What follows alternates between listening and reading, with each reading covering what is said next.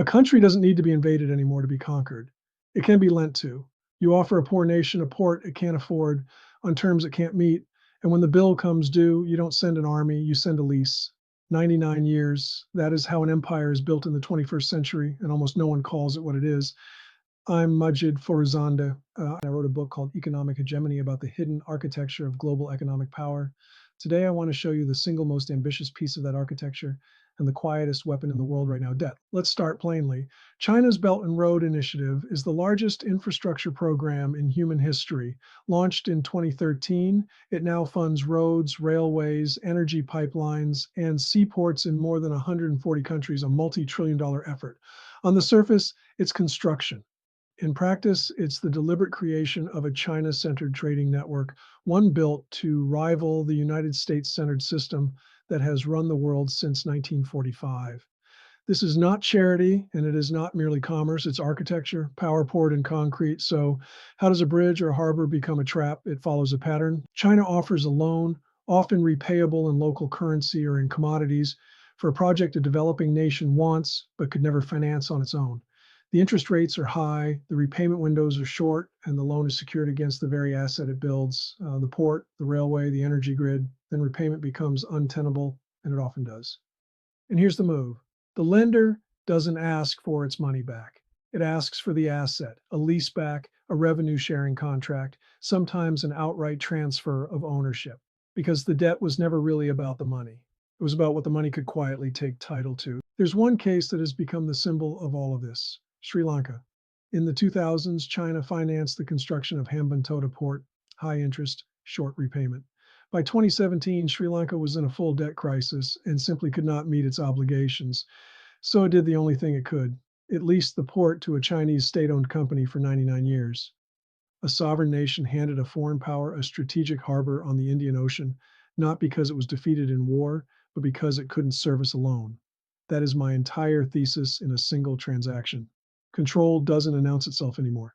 It arrives on a balance sheet. Now, skeptics say Hambantota is the one story everyone repeats, so let me be fair and widen the lens. Pakistan's Gwadar port, rail projects in Laos, rail and harbor facilities in Kenya, the same template, and then there's Djibouti at the mouth of the Red Sea on one of the busiest maritime routes on Earth.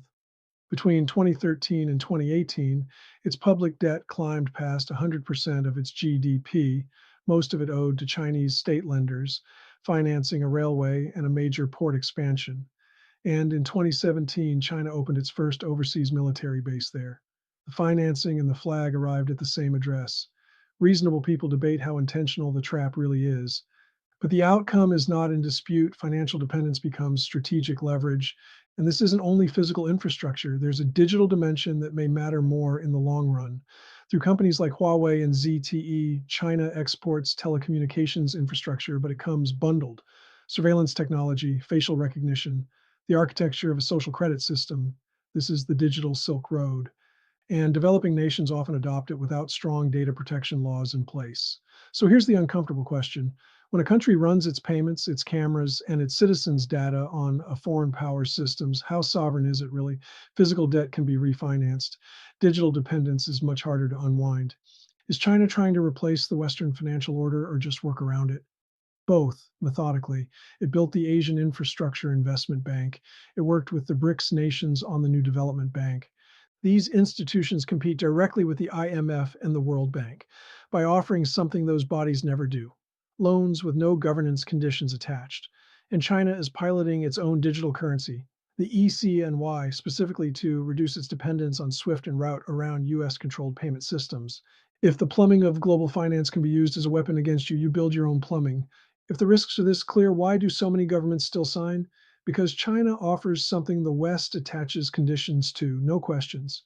Western aid usually comes with demands on governance, on human rights, on transparency. China practices non-interference, capital without a lecture.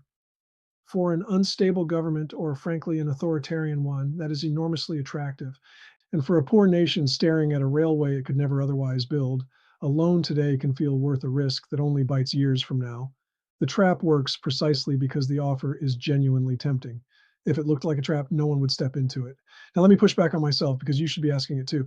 Is any of this really different from what the United States and Europe have always done through the IMF and the World Bank?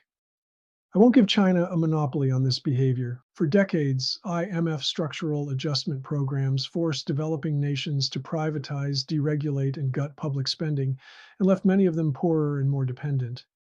Europe's trade deals flooded African markets and drove local farmers out of business. The West is not innocent here.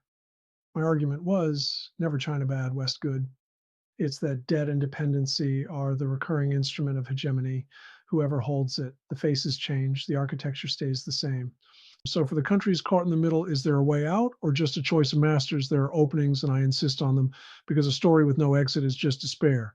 South-South financing, where developing nations pool resources and lend to each other, data localization laws that keep a country's information under its own control, joint ventures written with real technology transfer and profit-sharing clauses so the value stays home. None of these are silver bullets, but they are the beginning of leverage because the nations that survive this century won't be the ones who pick the right patron. They'll be the ones who refuse to need one. If you take one idea from this, let it be this. The map of power has been redrawn while we were watching the wrong things. We still picture conquest as tanks and borders, but the real contest of our time runs through loan agreements, port leases, and payment systems that most people never read.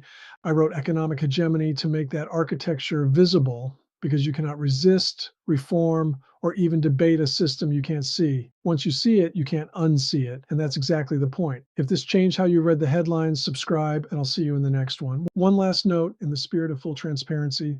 I'm a digital avatar of Majid Foroozandeh, the attorney and author behind this book. He develops the ideas. I'm simply how he brings them to you while he practices law and writes what comes next.